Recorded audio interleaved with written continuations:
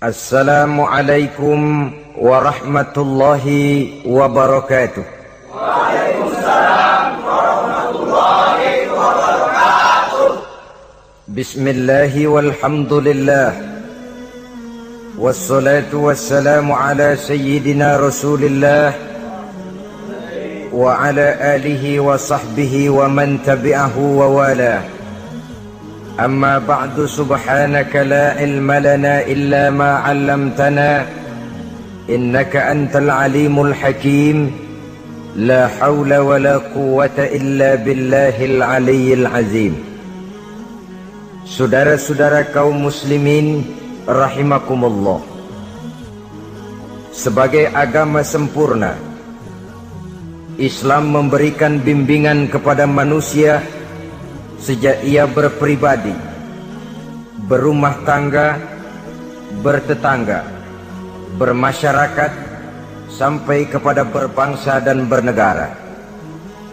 Adalah benar jikalau dalam ayat ketiga surah Al-Maidah Allah subhanahu wa ta'ala berfirman, Al-yawma akmaltu lakum dinakum wa atmamtu alaikum ni'mati wa raditu lakumul islam dina. Pada hari ini telah aku sempurnakan bagimu agamamu. Sempurna dalam arti bahwa nilai-nilai Islam menyentuh seluruh kegiatan hidup manusia, sejak dari yang sekecil-kecilnya sampai kepada yang sebesar-besarnya. Wa atmamtu alaikum ni'mati, aku cukupkan nikmatku kepadamu. Wa raditu lakumul islam dina, dan aku ridhoi Islam sebagai agama bagimu. Pada pertemuan kali ini kita akan membicarakan cuplikan kecil dari bagaimana hak-hak hidup bertetangga menurut ajaran Islam. Seperti yang kita maklum bahwa secara zahir tetangga adalah orang yang paling dekat hidupnya dengan kita.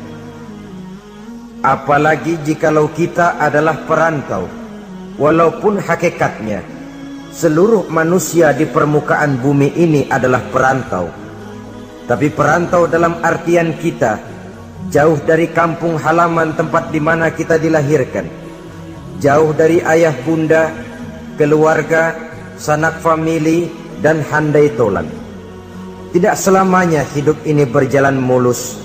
Kadang kita berhadapan dengan hal-hal yang tidak menyenangkan, kadang kita bertemu dengan hal-hal yang tidak kita harapkan. Tentu bukan orang dari kampung yang datang menolong kita lebih dahulu, melainkan tetangga sebelah menyebelahlah barangkali yang akan melaksanakannya. Banyak orang merasa senang tinggal dalam satu lingkungan oleh karena ia mempunyai tetangga-tetangga yang sesuka hidup sosial, bermasyarakat, hormat menghormati, dan lain sebagainya. Tetapi tidak jarang orang merasakan lingkungannya sebagai neraka oleh karena tidak ada tetangga-tetangga yang dapat diajaknya untuk hidup bersosial. Demikian besar perhatian Islam terhadap hak-hak bertetangga ini, sehingga melalui hadis dari Abi Suraij Al-Khuzai, Rasulullah sallallahu alaihi wasallam bersabda, "Man kana yu'minu billahi wal yaumil akhir falyuhsin ila jarihi." Rawahul Bukhari wa Muslim. Beliau bersabda, barang siapa yang beriman kepada Allah dan hari akhir, hendaklah ia berbuat baik kepada tetangganya. Iman kepada Allah dan hari akhir dijadikan taruhan untuk memberikan stres agar kita bisa berbuat baik kepada tetangga. Dengan kata lain, hanyalah orang yang beriman kepada Allah dan hari akhir saja yang akan bisa berbuat baik kepada tetangganya. Kalau demikian masalahnya, bagaimana cara berbuat baik kepada tetangga? Dengan kata lain, apa hak-hak dalam kehidupan bertetangga itu. Melalui hadis yang diriwayatkan oleh Amru ibnu Syu'aib, Rasulullah pernah bertanya kepada para sahabat di satu hari, "Atadruna ma haqqul jar?" Saudara-saudara, tahukah kamu apa hak tetangga itu? Beliau sendiri kemudian menjawab, pertama, izasta'ana bika a'antahu. Apabila ia minta tolong kepadamu, hendaklah kamu memberikan pertolongan kepadanya. Ini merupakan hak di dalam kita bertetangga. Apabila orang datang minta tolong kepadamu dan kamu memang berada dalam satu posisi yang sanggup memberikan pertolongan, janganlah berat tangan untuk menolongnya. Sebab biasanya di dalam kehidupan bermasyarakat, jika kita tidak sanggup menghormati orang lain, jangan berharap orang lain akan mau menghormati kita. Jika kita berat tangan untuk memberikan pertolongan kepada orang lain, suatu saat bila kita mendapat kesulitan pun, jangan terlalu berharap bahwa orang lain akan mau juga menolong kita. Bagaimana sikap kita, begitulah biasanya sikap orang lain kepada kita. Saudara-saudara kaum muslimin rahimakumullah, adat hidup adalah tolong menolong. Kewajiban kita adalah menolong tetangga. Tetapi sebagai tetangga pun, apabila kita minta tolong kepada orang lain, hendaknya dalam batas-batas ukuran yang memang orang lain itu mampu menolongnya. Sesuatu yang kita memang berada di luar kesanggupan kita mengerjakannya. Jangan lalu menjadikan orang yang menolong kita sebagai satu andalan. Sebab biasanya sekali ditolong langganan. Setiap datang kesulitan, ke situ lagi kita lari. Manusia pada waktu-waktu tertentu punya juga titik jenuh. Ya, kalau duitnya lagi ada, pikirannya lagi enteng, napasnya lagi lega, mungkin dia mau menolong orang. Sekali, 2 kali masih juga ditolong, 3 kali barangkali juga mungkin, 4 kali ke atas mukanya udah rada butek.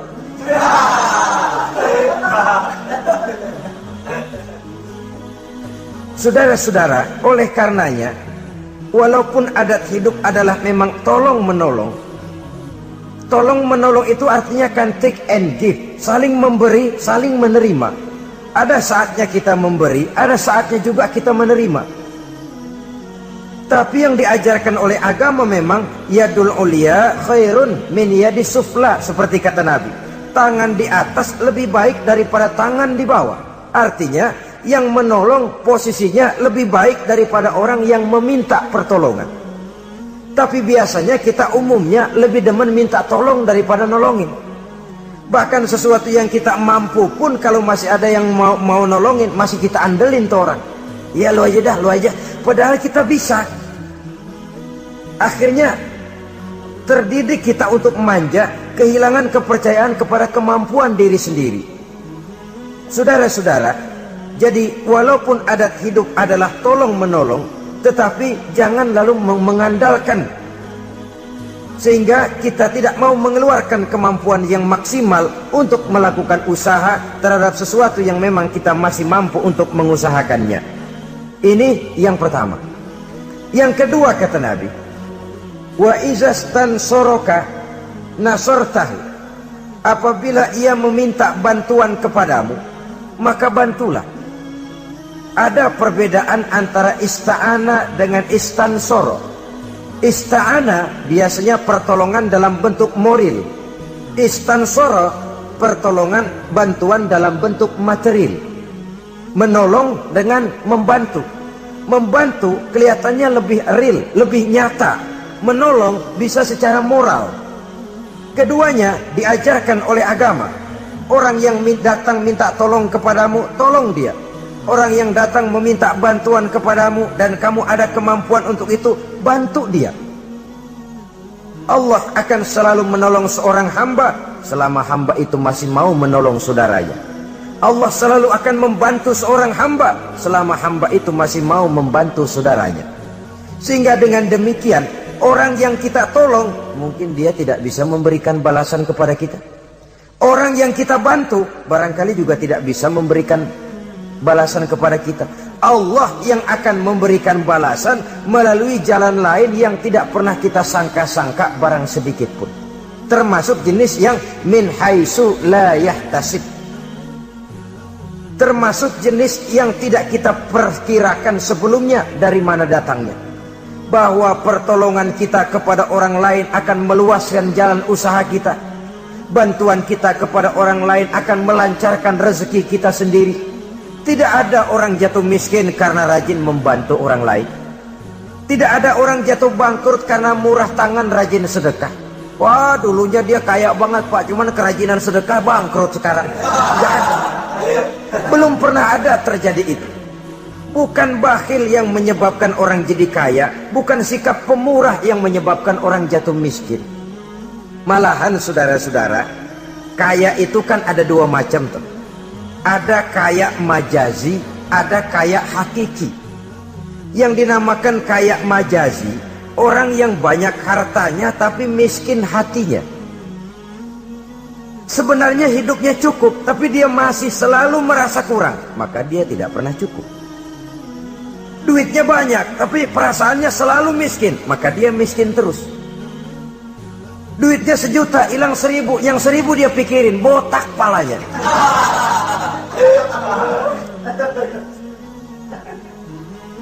Harta dia cukup, hati dia miskin. Itu yang disebut kaya majazi.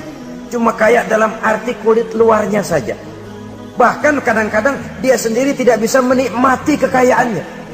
Jangankan orang lain, dirinya sendiri tidak bisa menikmati kekayaannya. Konon lagi akan memberikan bantuan kepada orang lain.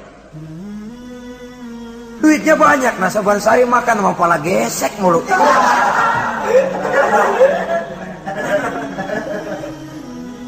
Jangankan orang lain, dia sendiri tidak bisa menikmati kekayaannya. Hawanya udah mau tekor aja udah. Saudara-saudara, lah yang dinamakan kaya hakiki, orang yang kaya hatinya, ini sumber kekayaan. Kalau dalam suasana keadaan hidup yang sekarang ini kita sudah merasa kaya, alhamdulillah, inilah yang diberikan Allah kepada kita.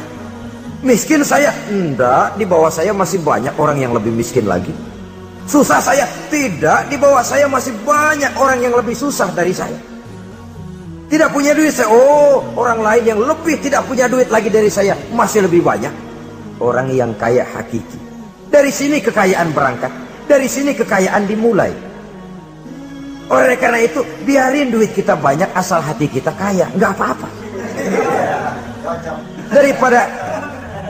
Daripada duit nggak punya, hati melarat, dah susah kemana-mana. Kesono sumpok kemari sempit. Saudara-saudara, jadi oleh karenanya, bantuan kita kepada orang lain akan melancarkan rezeki kita. Pertolongan kita kepada orang lain akan memudahkan usaha kita. Yakinlah itu. Karena Allah tentu tidak buta. Allah tentu maha adil. Allah tentu maha bijaksana. Tidak ada ruginya orang yang menolong orang lain. Walaupun kadang-kadang kan air susu dibalas air tuba. Kadang-kadang ada istilah, gua nolongin anjing kejepit.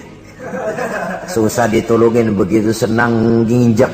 Kadang-kadang tahu begitu. Itu perasaan manusiawi kita sebenarnya. Perasaan manusiawi kita. Tapi sesungguhnya walaupun kebaikan kita dibalasnya dengan kejahatan, Allah kan tidak buta. Allah kan adil. Akan datang kebaikan-kebaikan dari arah lain meliputi kehidupan kita. Karena itu jangan pernah menyesal untuk berbuat baik. Jangan pernah menyesal untuk berbuat baik. Saudara-saudara kaum muslimin rahimakumullah. Jadi yang kedua, apabila dia meminta bantuan kepadamu, bantu. Andai kata belum bisa, ya dengan kata-kata.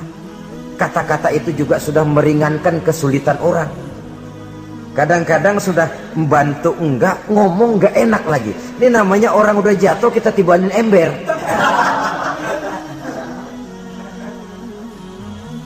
Orang sudah datang minta bantuan, kesulitan. Sudah gitu udah enggak kita kasih. Ngomong kita pahit bener. Potongan lu mau minjem duit apa ada harapan ganti? Umpamanya saudara-saudara, taruh kata tidak bisa kita membantu secara real, bantulah dengan kata-kata. Syukur kalau dengan doa. Saat ini barangkali saya belum bisa bantu, mudah-mudahan dari tetangga lain barangkali bisa bantu, karena saya sendiri dalam posisi yang sedang agak sulit umpamanya. Bantulah dengan kata-kata, dengan doa, setidaknya dengan harapan, sehingga orang pulang walaupun tidak mendapatkan apa yang tidak dia ingin, apa yang dia inginkan tidak didapatkan, tapi setidaknya hatinya tidak terlalu sakit. Dua, yang ketiga, wa inistaqradaka aqradtahu, apabila dia meminjam kepadamu, pinjami dia. Apabila dia meminjam sesuatu kepadamu, pinjami dia. Meminjam, istilah hidup kan ada, memang kita tutup lubang gali lubang. Gak selamanya orang selalu ada. Makin kaya ya makin besar urusannya, makin banyak duitnya ya makin banyak pengeluarannya. Bisa jadi loh orang yang punya duit 10.000 lebih tenang daripada yang punya duit 100.000. Kenapa? Dia punya duit 100.000 lah, urusannya 200.000. Tapi dia punya duit 10.000 lah, jajannya cuma bakso anteng. Bisa jadi orang yang punya duit 10.000 lebih tenang daripada yang 100.000 itu tadi. Kenapa? Yang 100.000 besar uangnya, besar lagi urusan. Yang 10.000 kecil memang jumlahnya, tapi kecil juga barangkali urusannya. Itu barangkali juga satu pola daripada keadilan Allah. Oleh karenanya saudara-saudara, hidup itu tutup lubang gali lubang. Gak selamanya kita ada, gak selamanya juga kita gak ada. Pada saat kita nggak ada, ya kepada tetangga. Pada saat kita ada, tetangga kesulitan, boya kita datang memberikan pertolongan, meminjam. Cuma kalau kita jadi tetangga pun harus jelas, minjem ya minjem, minta ya minta. Ini jangan minta ya minta, minjem ya minta. Nggak jelas batasnya, nggak jelas batasnya, saruh jadinya. Sebab istilah minjem ini kan utang. Utang itu adalah kewajiban kita untuk membayarnya. Jadi harus jelas. Minta, ya minta. Minjam, ya minjam. Jangan kalimat itu disamarkan. Karena udah keseringan minta mulu, pakai istilah minjem dah. Minjem dulu duit. Mau minta, malu keseringan, minjem dikata. Padahal minta juga maksudnya. Samar jadinya. Dia juga. Apabila dia meminjam sesuatu kepadamu, pinjami dia. Saudara-saudara, ya tentu tidak hanya dalam bentuk uang, dalam bentuk hal-hal yang memang wajar dalam bertetangga, pinjam meminjam. Teriskaan umpamanya tuh, lalu pisau, apa gunting, apa-apa. Tapi tentu terbatas kepada, jangan yang milik-milik pribadi pinjam meminjam istri umpamanya. Itu tentu malah mal'un, terlaknat dalam agama. Itu tidak ada. Umpamanya ini gue lagi halangannya, gue pakai dulu lah punya.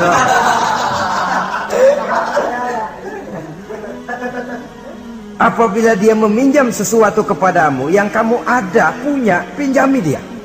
Sebab suatu saat pun pasti akan terjadi di mana kita juga bisa minjam kepada orang lain. Dengan demikian akan terjadi saling pengertian. Sebaliknya kalau kita ada, seret banget keluarnya. Orang minjem, kita ada, orang tahu kita punya, nggak kita kasih. Ntar giliran kita perlu minjem, dia kan gitu juga, bayar utang. Jangan, kalau dia jangan dah, puyuh bebuntut, jangan dipinjam. Nah, dia begitu juga sama kita, kan begitu hidup itu. Dia begitu juga katanya sama kita. Orang yang berhati sutra itu jarang. Orang yang berhati emas itu jarang. Yang bisa membalas air tuba dengan air susu itu jarang. Yang bisa berbuat baik dengan orang yang jahat itu kan langka. Kita kan sistemnya masih draw. Udah begitu ya, gue begitu. Seri kita maunya. Dan memang agama mengajarkan Wa jazaa'u sayyi'atin sayyi'atun misluha. Tapi faman afa wa aslaha fa ajruhu 'ala Allah. Balasan terhadap suatu kejahatan, kejahatan yang seimbang. Tapi kalau kamu berbuat baik dan mau memberi maaf, itu yang lebih baik dan itu yang akan dapat pahala. Jadi kalau orang pelit sama kita, kita pelit lagi, ya seri mang. Seri. Artinya nilai diri kita tidak lebih baik daripada dia itu. Tapi kalau kita bisa baik sama tetangga yang pelit, pertama nilai kita lebih baik daripada dia. Yang kedua dia bingung diri dah. Dia bingung diri. Ini orang gue pelit banget sama dia gue baik banget sama gue. Dia bingung diri, saudara-saudara. Kalau emang nggak bingung malu, badak.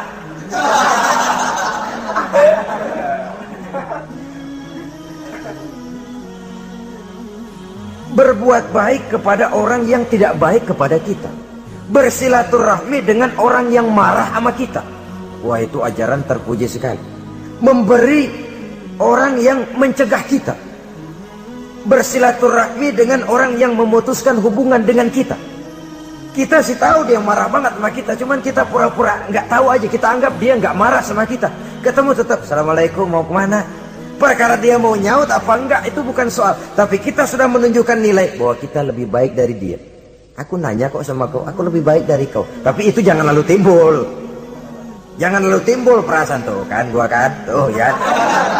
Jangan. Dengan berbuat itu kita hanya ingin membuktikan bahwa kita tidak sama kok dengan dia. Dia boleh marah sama saya, tapi saya nggak bisa marah sama dia. Dia boleh pelit sama saya, tapi saya nggak bisa kok pelit sama dia seperti dia pelit kepada saya.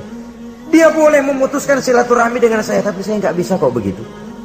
Dengan begitu kita sudah menunjukkan satu posisi bahwa kita lebih baik daripada dia. Tapi kan langka yang begitu. Umumnya yang enak kan draw, tos-tosan. Saudara-saudara kaum muslimin, jadi izastakrodoka akrotahu, apabila ia meminjam sesuatu kepadamu dan kamu ada kemampuan, ada yang akan kamu pinjami, pinjamkan dia. Apalagi kalau kita merasa bahwa yang meminjam ini dalam satu posisi yang memang dia rasanya sulit untuk mengganti. Lebih baik sudah diniatkan sedekah saja, diikhlaskan. Sudahlah bu, nggak usah pinjam, saya bantu saja. Daripada nanti jadi beban lagi, sudah saya ikhlaskan, saya bantu. Itu yang lebih istimewa. Tapi saya katakan tadi, kalau tidak ada kesadaran bahwa rezeki adalah amanah Allah, bahwa harta adalah titipan Allah, apa sih yang kita punya? Seperti kita lahir ke dunia, begitulah kita akan masuk ke liang kubur. Cuma kelebihannya kain putih saja. Selebihnya tidak ada lagi. Sebagaimana kita lahir ke alam dunia ini, begitulah kita akan meninggalkan alam dunia ini. Jadi yang kita jaga kukuh-kukuh, yang kita bentengi, yang kita bakhil karenanya, sedikit pun tidak akan pernah kita bawa. Kecuali kalau dia, saya katakan tadi, kita infakkan di jalan yang diridhoi Allah, termasuk menolong orang. Ada juga lagi nih, minjemin tapi nyakitin. Rentenir namanya. Pakai perjanjian. Pinjam 10 pulang 15. Itu sama juga nyekek leher. Karena itu rentenir sangat dicela dalam ajaran agama. Mencari orang-orang susah, menolong, tapi di belakang menolong menjerat, sehingga utangnya itu lalu beranak. Giliran nggak mampu aja, tanah orang digetek. Mungkin nggak mampu, rumahnya ditarik. Habis dah. Saudara-saudara kaum muslimin, akhirnya yang melarat semakin bertambah kemelaratannya. Itu yang keempat. Maksud saya yang ketiga. Yang keempat, saudara-saudara, wa iniftaqara utta alaihi. Apabila dia miskin, maksud miskin di sini kesusahan. Utta alaihi, tengokin orang yang kesusahan. Saudara-saudara, ini bahkan yang dicontohkan lebih diutamakan oleh Nabi. Kalau orang susah yang sakit, lebih diutamakan untuk ditengokin. Kenapa? Udah jelas langka yang nengokin, langka yang nolongin. Mau berobat susah, ke dokter juga sulit. Tapi kalau orang kaya sakit, dokter dia bisa telepon, apotek dia bisa telepon. nggak ada duit, dia bisa bayar pakai kredit card. Orang miskin sakit, boro-boro manggil dokter. Kadang-kadang mantri juga nggak mampu dia panggil. Sehingga dengan demikian apabila ia mendapat kesulitan, tengokin. Jangan berat langkah untuk menengoki orang yang memang mendapat kesulitan itu. Sebab kalau tidak, maka nanti pada suatu saat bila kita yang mendapat kesulitan, orang akan berat juga kakinya untuk nengoki kita. Kita biasanya kalau orang kayaan aja dikit dapat kesulitan, udah kayak besan yang nengokin dah. Yang mau setor muka, yang mau jilat macam-macam. Tapi kalau yang digubuk reot yang melarat itu mendapat kesulitan, yang lewat cuman melengos dong. Ciano sakit ya? Iya, kesianan. Udah kesianan doang, terus lewat. Terus lewat. Saudara-saudara kaum muslimin rahimakumullah. Yang kelima, wa iza marido uttahu. Apabila dia sakit, datanglah kamu, tengokin, hibur hatinya.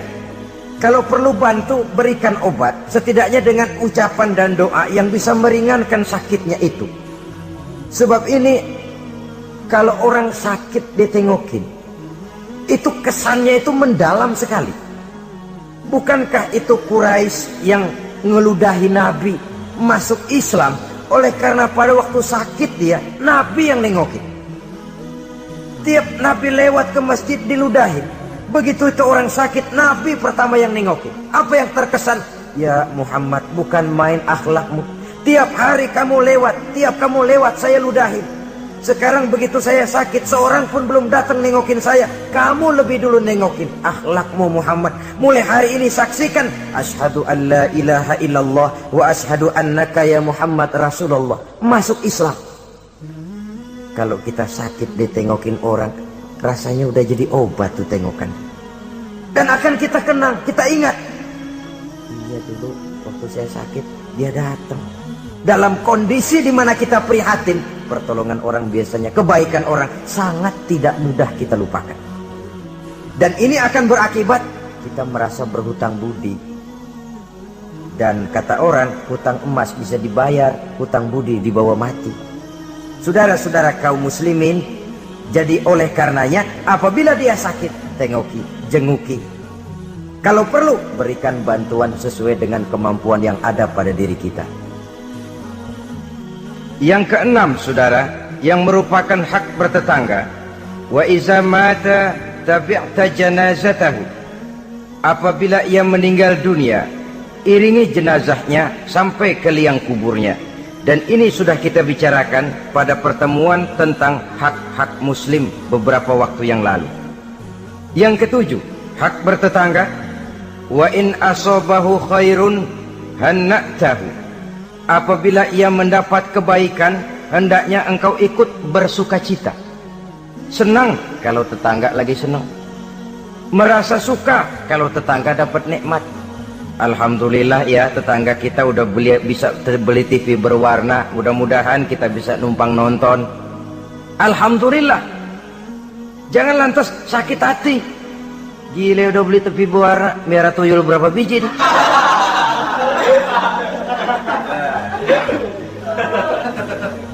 Sebab umumnya kan begitu. Kalau kita ada, orang selidikin dukunnya. Kalau kita kebelangsak, orang surakin. Islam mengajarkan, in asabahu khairun hanna'tahu.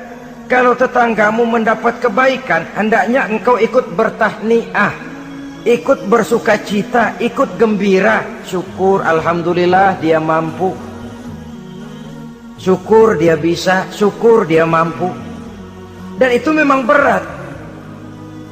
Kalau ini tidak ada, tidak kita miliki dalam diri, yang timbulkan hasud. Nah, hasud ini kata Nabi, memakan amal seperti kayu api memakan kayu bakar. Hasud menyantap amal seseorang seperti api memakan kayu bakar.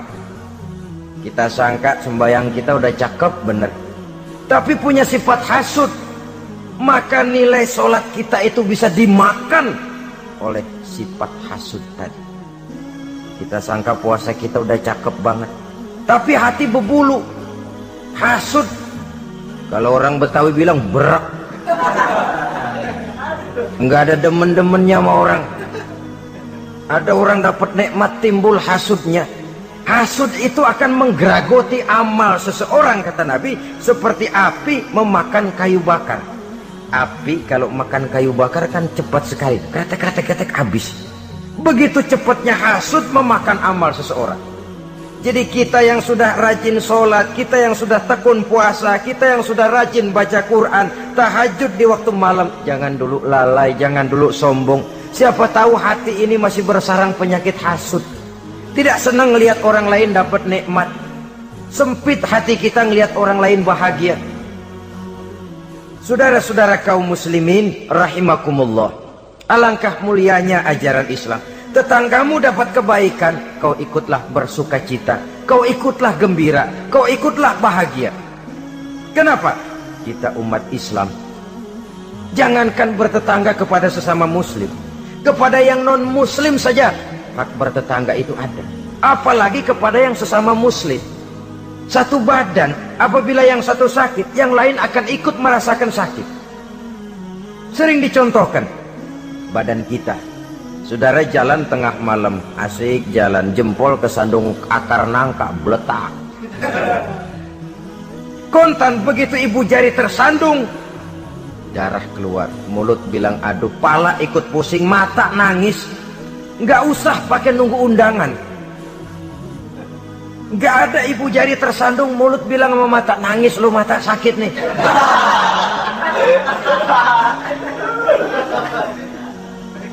Kalau anak sekolahan bilang, ini yang disebut solidaritas sosial yang terjadi secara reflektif. Begitu tetangga senang, kita ikut senang. Tetangga susah, kita ikut susah. Reflektif. Sehingga dengan demikian, kita ini bagaikan satu badan. Apabila yang satu sakit, yang lain ikut merasakan sakit. Lebih dari sekedar darah, ras, kita diikat dengan akidah. Dari akidah yang sama, lahirlah rasa kesamaan, kesetiakawanan sosial, istilah sekarang ini. Sehingga kesenjangan, bahwa yang kaya makin kaya, yang miskin makin bangkrut, tidak akan makin memuncak.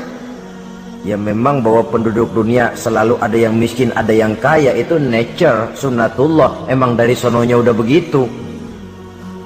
Kalau semua orang kaya, ya tidak ada yang miskin. Semua orang miskin, ya tidak ada orang kaya. Logikanya, seseorang dinamakan kaya karena ada yang miskin. Orang disebut miskin karena ada yang kaya. Kenapa dia bilang kita bilang dia miskin? Kita ukur dari yang kaya. Kenapa kita bilang dia orang kaya? Kita ukur dari yang miskin. Jadi mestinya orang kaya itu terima kasih kepada orang miskin. Sebab kalau tidak ada orang miskin, orang kaya tidak ada. Saudara hadirin yang saya hormati, jadi dengan demikian, etik dalam kehidupan bertetangga menurut ajaran Islam, apabila tetanggamu mendapat nikmat, kau ikut bersyukur. Kan langka yang begini nih. Yang ada, yang enak banget emang kita katain. Kita katain. Atau paling tidak kata-kata yang enggak enak. Lihatin aja dia mau kemana. Lihatin gitu. Segitu enggak senengnya lihat orang lain dapat nikmat. Yang kedelapan, lawanannya, wa in asobathu musibatun azzaitahu. Apabila ia mendapat kesulitan, azzaitahu, kamu hendaknya ikut bertakziah, ikut berduka cita. Dia mendapat kesulitan, kita ikut berduka cita. Kesulitan yang paling ringan sekalipun. Radionya hilang, televisinya hilang, istrinya umpamanya hilang. Umpamanya.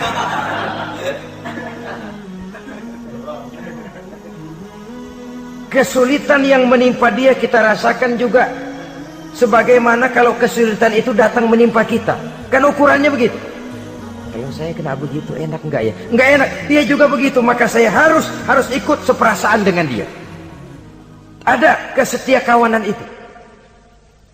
Tapi memang dalam kehidupan lebih mudah cari teman yang mau diajak ketawa daripada cari teman yang bisa diajak nangis.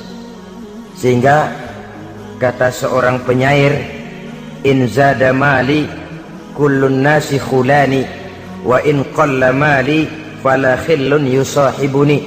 Kalau harta saya banyak, semua orang mau nemenin saya, tapi kalau saya jatuh miskin, kagak ada yang nongol. Kalau kita lagi basah nih, rezeki lagi lancar, yang tumben ketemu ngaku encing sama kita. Iya, lah gua encing lu ini. Ketemu baru itu encing katanya. Tapi begitu kita bangkrut, melarat, bangpak, rusak, laler, roga nemplok. Laler sekarang tahu juga orang susah rupanya. Begitulah kehidupan sesungguhnya, tapi tidak begitu yang diajarkan oleh agama. Saudaramu, tetanggamu mendapat kesulitan, kau hendaknya ikut juga berduka cita. Jangan senyum di atas penderitaan orang lain, jangan menari di bangkai orang lain, jangan tertawa di atas tangisan tetangga, jangan asal senang sendiri. Karena itu pernah dicontohkan, kebebasan kita hakikatnya dibatasi oleh kebebasan orang lain. Kebebasan mutlak tidak ada. Kalau saya beli radio, kalau saya berpikir menurut saya sendiri, radio gue, yang beli gue, pakai duit gue setel di rumah gue, sekeras-kerasnya, ada apa malu pada? Itu kan kalau menurut saya. Tapi tetangga sebelah saya kan juga mikirnya begitu. Mata gue, yang ngantuk gue tidur di kamar gue, ngapa suara radio lu masuk kemari?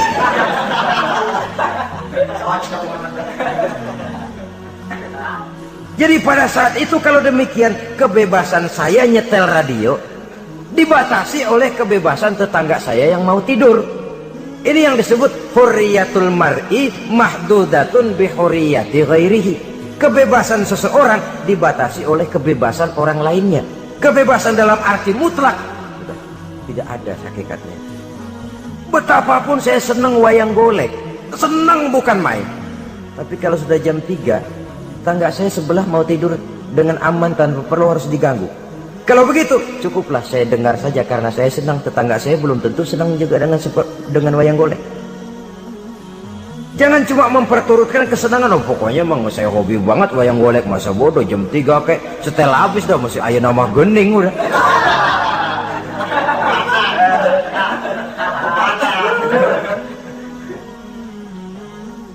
Baiklah saudara-saudara, jadi yang ke-9 sekarang, wala tastazillu alaihil bina fatahjubu anhu rihu illa biiznihi. Jangan meninggikan, jangan melebihkan bangunan sehingga menutup jalan angin kecuali dengan izinnya. Nah, ini yang sering terjadi. Kadang-kadang, lah tanah gua, emang apa gua bangun diri di atas tanah gua. Kadang-kadang pas-pasan bangun tembok di tembok orang. Kadang-kadang tembok orang aja pakai dapur. Ya kalau dengan izin sih nggak jadi soal. Boya dikasih jarak begitu. Kadang-kadang ngambil pas sehingga jatuhnya air genteng kita ke tanah orang lain. Itu pun kalau tidak dengan izin orang yang bersangkutan, itu sudah mengganggu hak bertetangga. Saudara-saudara, begitu etisnya Islam melindungi hak-hak orang lain, sehingga jalan angin saja kalau orang lain jadi sumpah, itu sudah mengganggu etika bertetangga. Walaupun batas tanahnya memang itu, tapi boleh dikasih jarak setengah meter apa 1 meter untuk lintas angin supaya ada sirkulasi udara dan lain sebagainya. Sehingga dengan demikian akan timbul saling pengertian.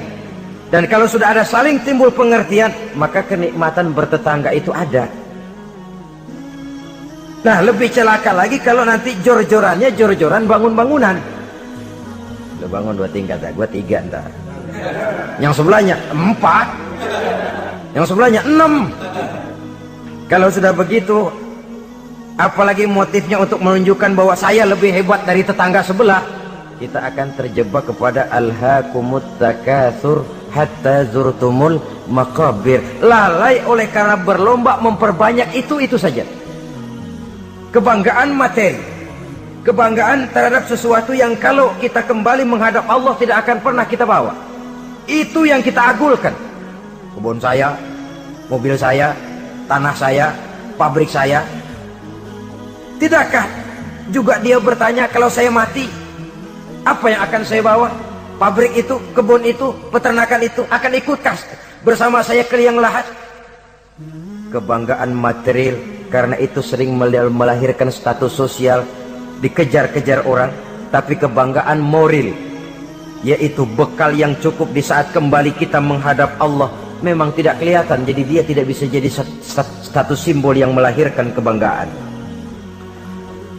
Yang ke-10, wala tu'zihi, jangan menyakiti tetangga, baik dengan ucapan ataupun juga dengan perbuatan. Ucapan ataupun perbuatan. Wa idza ishtaraita fakihatan fa'ahdilahu, apabila kamu membeli buah-buahan, bagi tuh tetangga, bagi tetangga. Wa illam taf'al, kalau memang tidak bisa membagi, belinya juga pas-pasan, boro-boro bagi, ngatur anak sendiri juga bingung. Renato anak 6 bagaimana ini? Umpamanya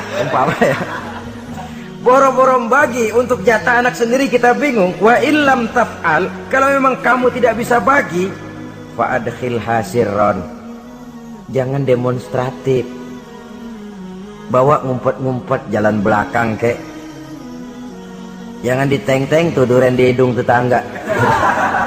Duren oi, duren. Fa'adkhil hasirran, bawa masuk ngumpet-ngumpet. Wala yakhruju biha waladuka liyaghizu biha waladahu. Nah ini anak kita bawa ngumpet masuk, tapi anak kita juga dipesan, kan di rumah aja dah, gak enak sama tetangga. Jangan malah anak kita ajukin, disuruh lu bawa pergi makan di depan anaknya nih.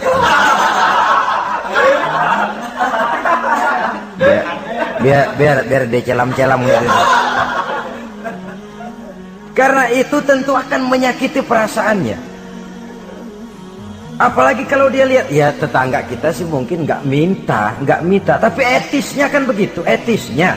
Kok kayak hidup sendirian sih, bawa rambutan sekarung, sebelah kayak kebagian dikit, enggak, apa dimakan semua sekarung? Orang berpikir begitu. Dia mungkin nggak, jangankan minta, berharap pun enggak, tapi etisnya bertetangga itu. Kalau kau membeli buah-buahan, bagi tetanggamu, hadiahkan tetanggamu. Andai kata tidak bisa dilakukan itu, jangan demonstratif. Saudara-saudara, bukankah ini pada hakikatnya menjaga perasaan? Karena bertetangga itu peka sekali. Apalagi bagi kita yang tinggal di perkampungan dengan perumahan yang rapat, atau di komplek-komplek di mana persaingan kelihatannya dalam satu level itu begitu menyolok. Kadang-kadang status suaminya, pegawainya sama, golongannya sama, tapi sebelah punya kulkas, sebelah enggak, murug. Sebelah TV-nya berwarna, sebelah hitam putih, meriang. Sebelah beli motor, sebelah enggak, bengek. Sering terjadi hal semacam itu, menimbulkan psikosomatik. Itu sering diceritakan, dibakar oleh perasaannya sendiri. Tinggal lagi di komplek di mana kelangsungan kehidupan kelihatan betul sehari-hari. Sering terjadi, tangganya sebelah beli motor, yang sebelah meriang. Besokannya beli kulkas, dia bikin gawat, masuk rumah sakit. Di rumah sakit dengar tetangganya beli mobil, mati.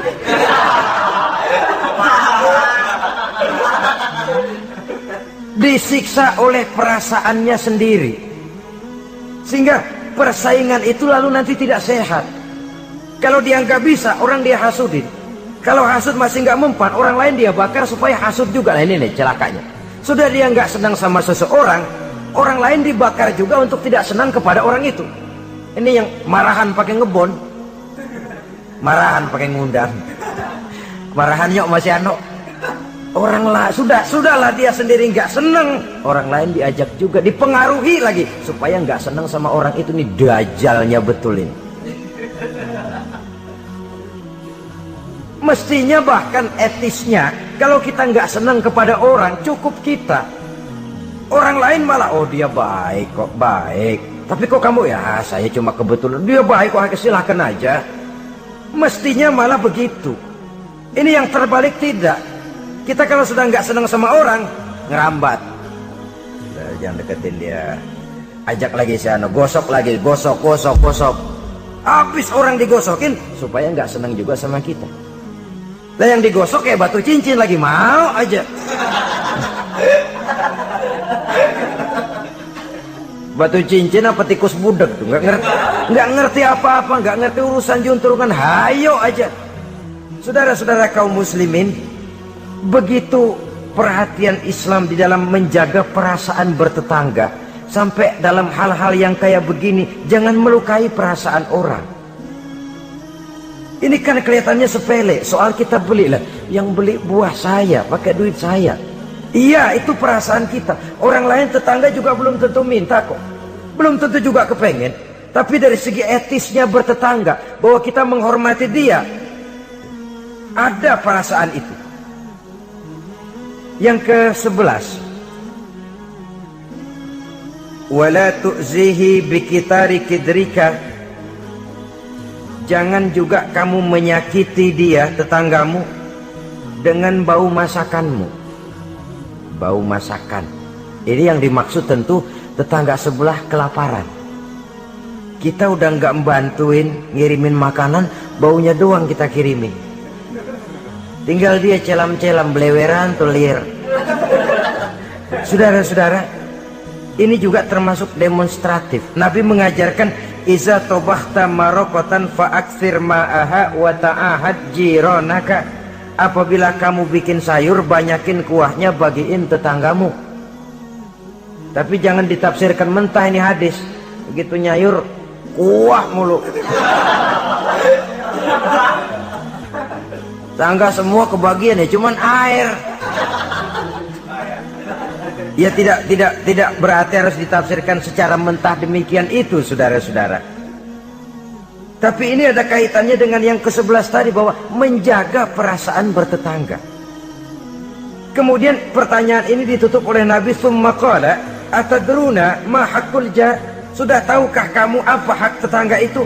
Wallazi nafsi biyadihi la yuballighu haqqal jar illa man rahimahullah. Demi yang jiwaku berada di tangannya, demi Allah, orang sulit untuk memberikan hak tetangga, untuk menyampaikan hak tetangga, kalau bukan dengan rahmat Allah.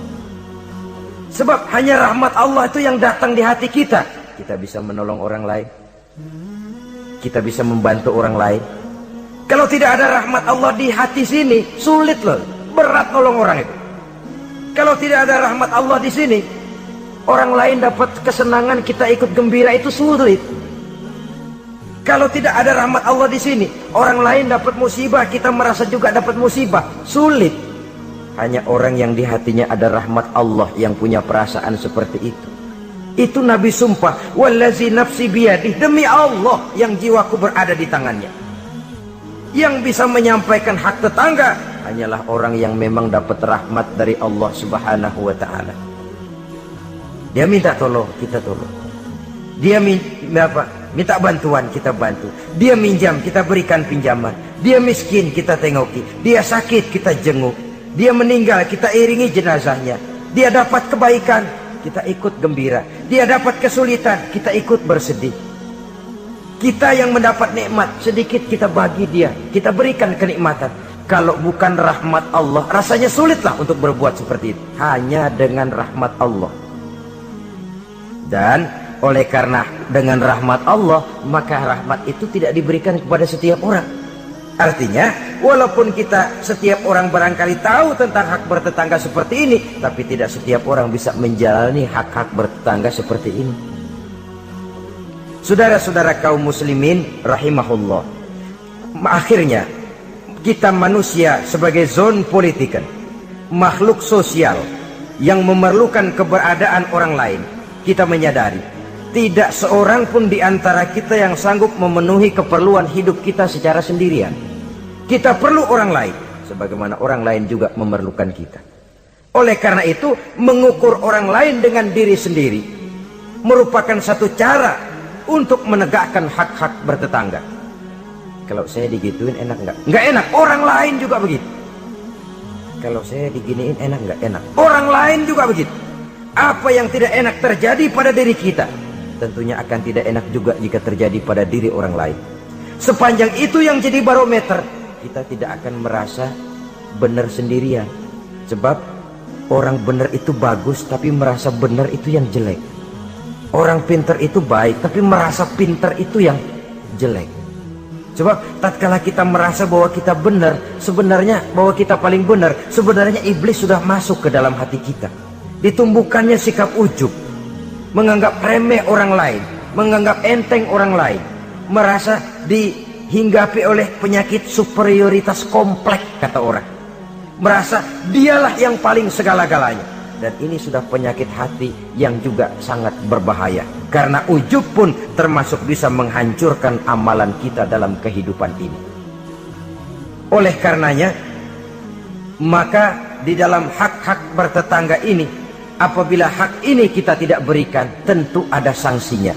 Ya, sanksi sosial dalam kehidupan di dunia ini, kita akan terkucil. Tinggal di tengah masyarakat, tapi dikucilkan. Keberadaan kita dianggap sama dengan tidak ada. Kan gak enak orang begitu. Ada, tapi dianggap gak ada. Yang begitu, lewatin aja dah, cuekin aja.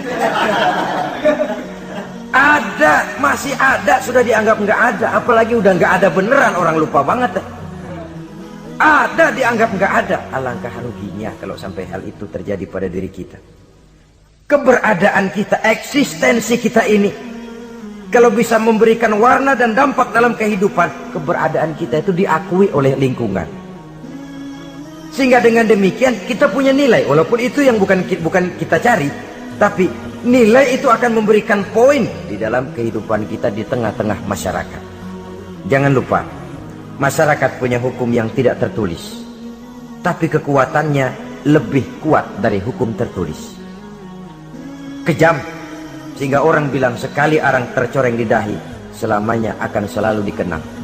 Karena itu, pandai-pandailah kita hidup bermasyarakat, pandai-pandailah kita hidup bertetangga, karena memang Allah Subhanahu wa ta'ala menjelaskan, ya ayuhan nas, inna khalaqnakum min zakari wa unsa, wa ja'alnakum syu'uba wa qabaila lita'arafu, inna akramakum indallahi atqakum.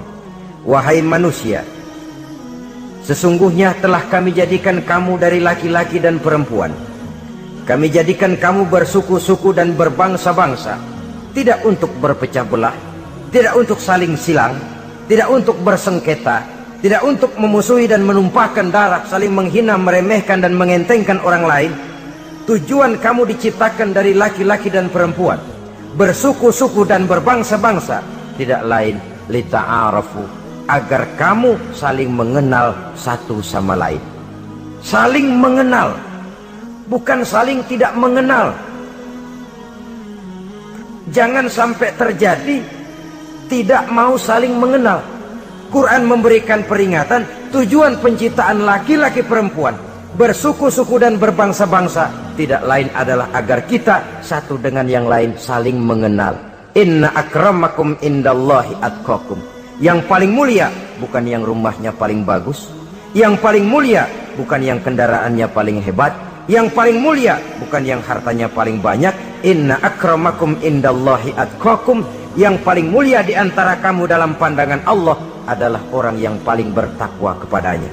Ke arah itu kita berjalan, dan ke arah itu kita membina kehidupan bertetangga, menjadi tetangga yang bertakwa kepada Allah Subhanahu wa ta'ala. Semoga Allah memberikan rahmatnya kepada kita bersama, sehingga di hati ini ada kesadaran untuk memperhatikan tentang hak-hak bertetangga ini. Terima kasih atas perhatian saudara. Mohon maaf atas segala kekurangan. Usikum wa nafsi bitaqwallah. Wassalamualaikum warahmatullahi wabarakatuh. Waalaikumsalam warahmatullahi